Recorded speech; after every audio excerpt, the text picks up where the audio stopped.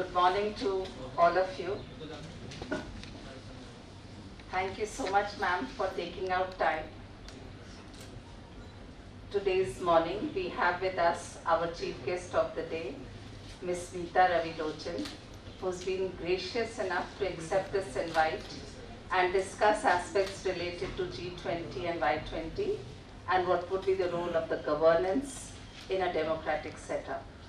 I also thank the Professor Chandrasekhar with us. Thank you so much, sir. He has a visiting team from Auckland waiting at his office, yet he has been kind enough to spare some time with us before he goes and meets the other delegates from the University of Auckland. I think the kind of work the university has also been doing in terms of promoting international relations is immense. And with this, the kind of work that Sri Ram College of Commerce has been doing in the area of maintaining international relations is actually really worthy of a separate mention. I thank Dr. Malika for pioneering this very efficient, this noble cause in an efficient and a positive manner. Discussing today's aspect, it's very important to understand why G20 and what is the role of the youth in democracy and why is it important to maintain systems of accountability and better governance structures.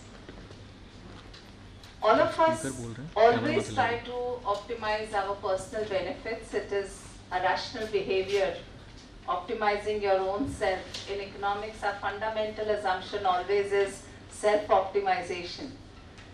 Only at a later point in time we start talking about social welfare optimization, but it is so important because if you try to maximize your own self, there is no way that social welfare is going to be optimized as well.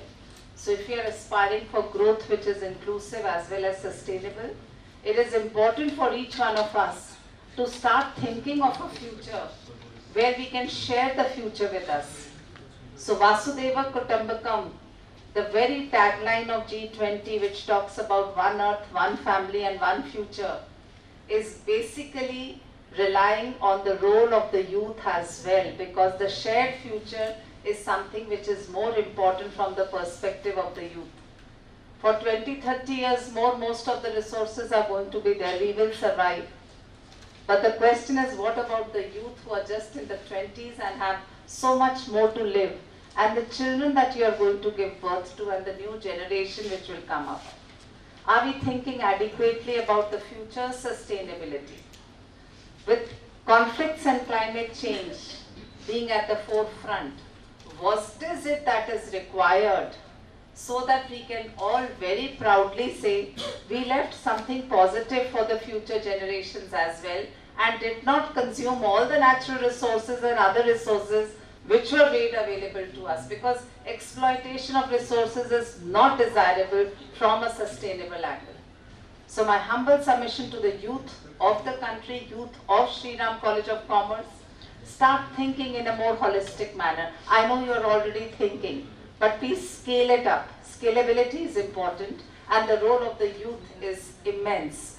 In a world which is digitally connected, in a world where we have Industry 4 revolutions, in a world where you can also analyze big data within seconds, actually gives you the crux where you can utilize the data and start investing in resources which will ensure a future which is sustainable.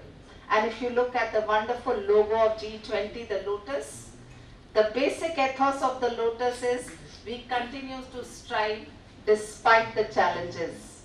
It is grown in a place where the water is not conducive, yet the flower always flourishes. So please remember, don't blame your environment. We are there to change the environment, so be the change you want to see, and we all together must work for a future environment where we can all look at it of a future which is full of peace, full of harmony, and also adequate resources which we in current generation are going to leave forward for the future. Thank you so much once again, Dr. Malika, for organizing and making the youth aware of these very pertinent issues. My compliments to the Government of India and of course the representative of the Government of India that we have today, Ms. Meeta ji, and also our own representative from International Relations and University of Delhi, for sparing their time to flare up and ignite in the youth how to align themselves with the philosophy of the G20. Thank you once again for this opportunity, and my panelists. I hope you have a wonderful day, and because of you, my students are going to have a very fruitful interaction. Thank you, sirs, for the time that you've been able to spare with us. Thank you so much.